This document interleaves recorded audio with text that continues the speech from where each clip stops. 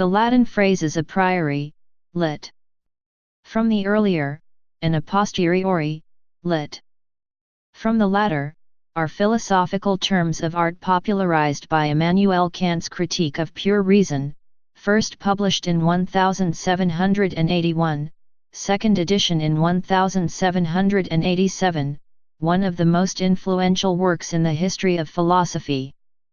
However, in their Latin forms they appear in Latin translations of Euclid's Elements, of about 300 BCE, a work widely considered during the early European modern period as the model for precise thinking.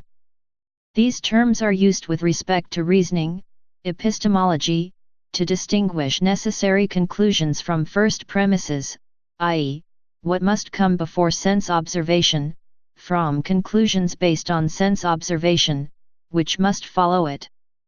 Thus, the two kinds of knowledge, justification or argument, may be glossed.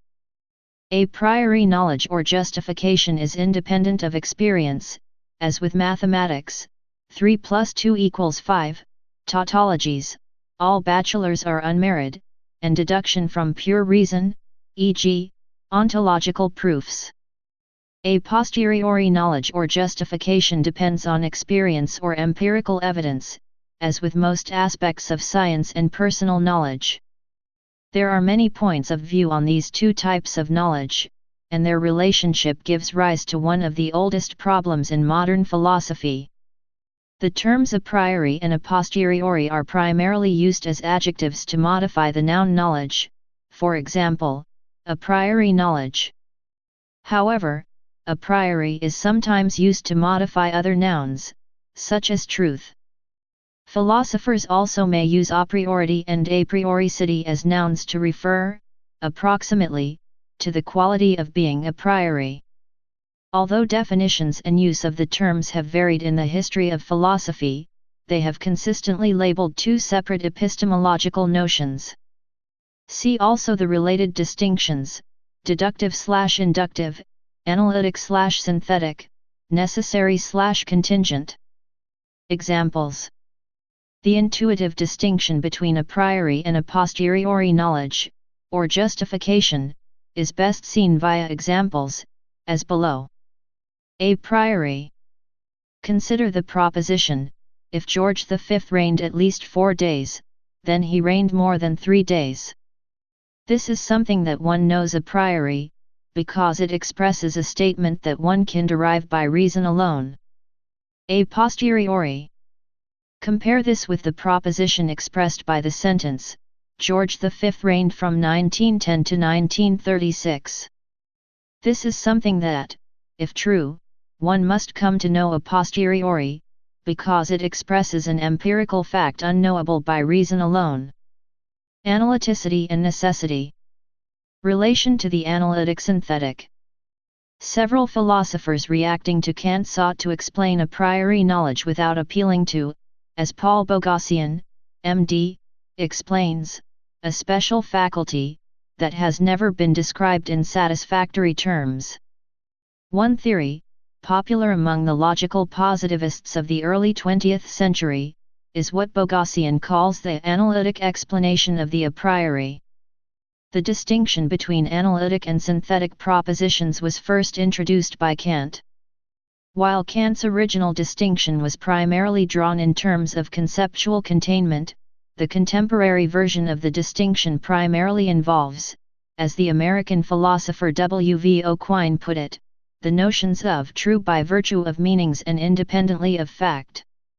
Analytic propositions are thought to be true in virtue of their meaning alone, while a posteriori analytic propositions are thought to be true in virtue of their meaning and certain facts about the world. According to the analytic explanation of the a priori, all a priori knowledge is analytic, so a priori knowledge need not require a special faculty of pure intuition, since it can be accounted for simply by one's ability to understand the meaning of the proposition in question. In short, proponents of this explanation claim to have reduced a dubious metaphysical faculty of pure reason to a legitimate linguistic notion of analyticity.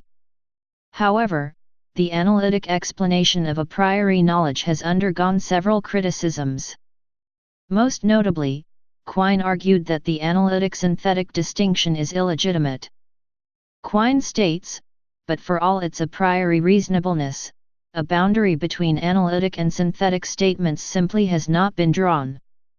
That there is such a distinction to be drawn at all is an unempirical dogma of empiricists, a metaphysical article of faith.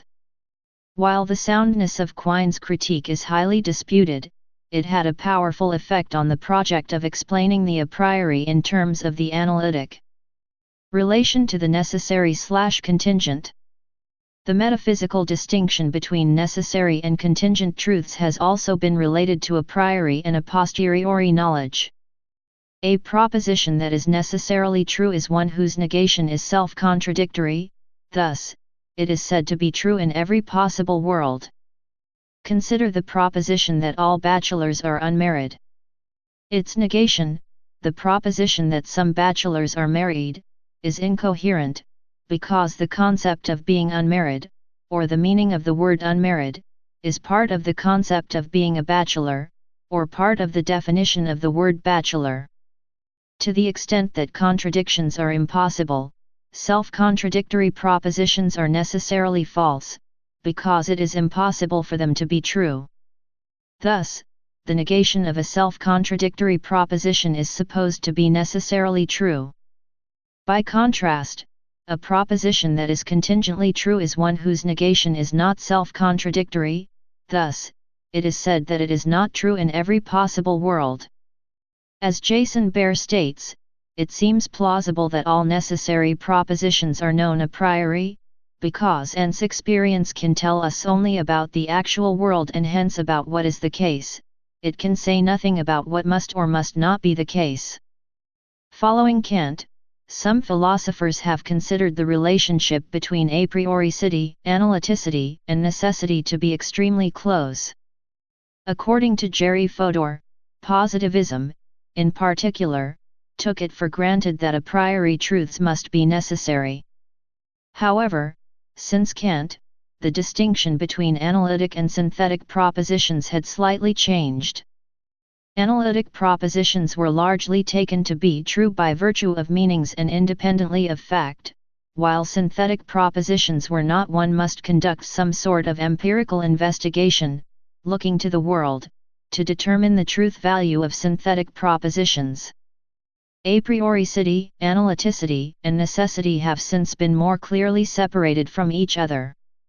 The American philosopher Saul Kripke, 1972, for example, provided strong arguments against this position.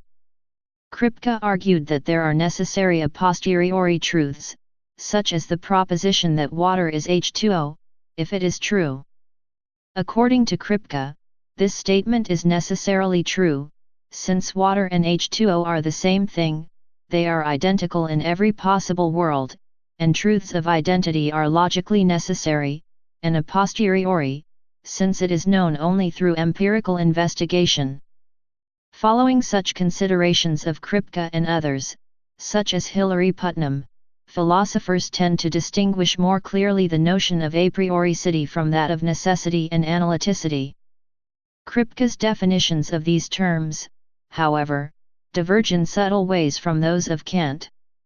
Taking these differences into account, Kripke's controversial analysis of naming as contingent and a priori would best fit into Kant's epistemological framework by calling it analytic a posteriori.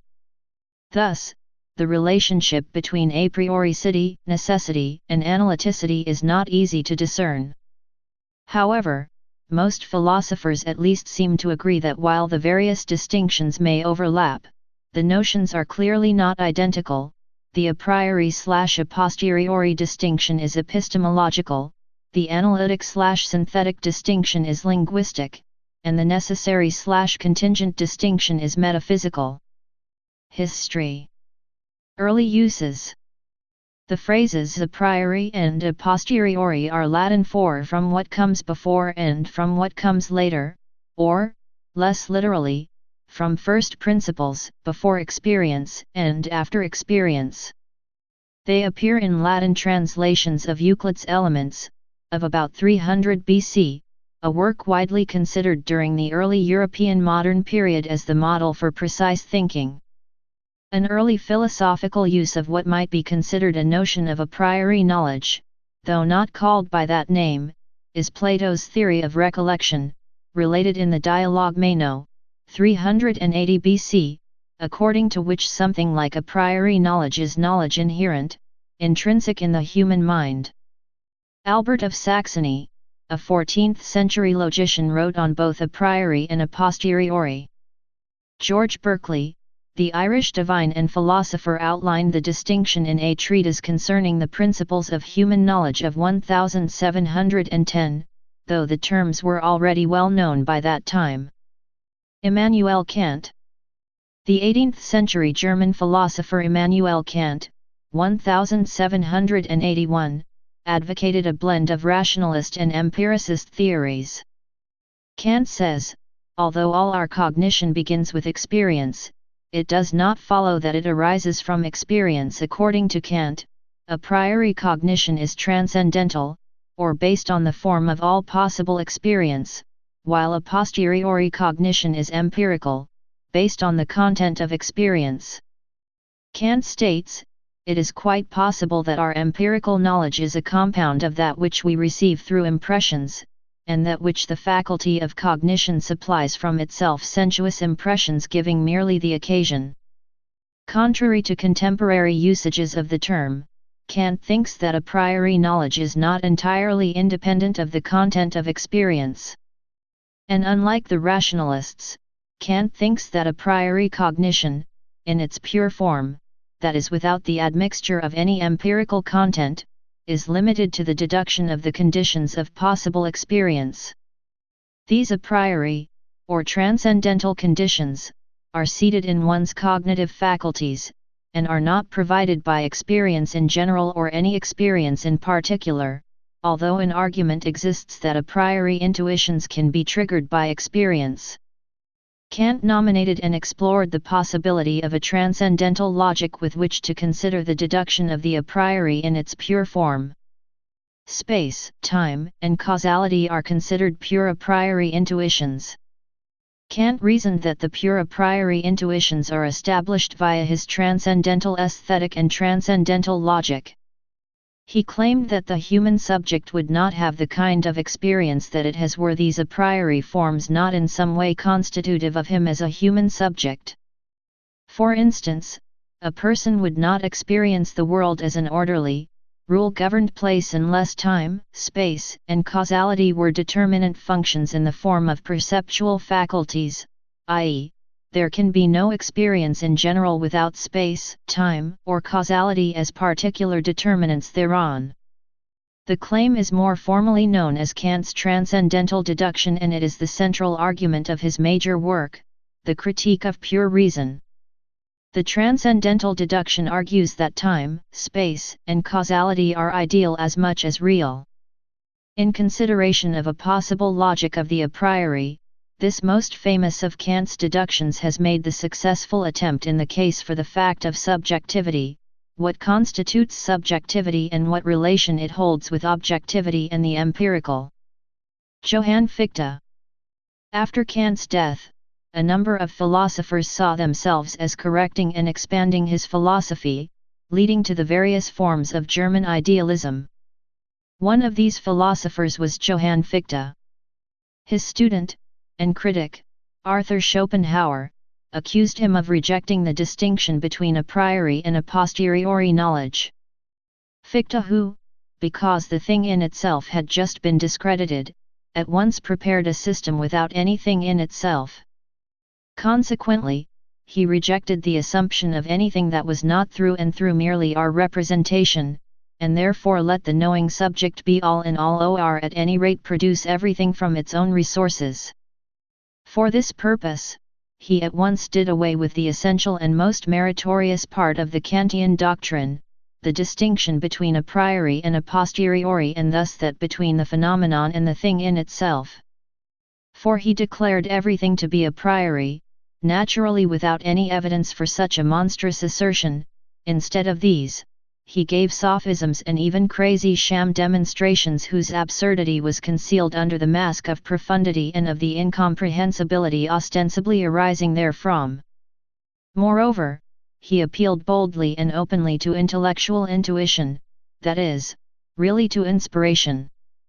Schopenhauer, Pererga, and Paralipomena, Vol. I. 13. Please subscribe and thanks for watching.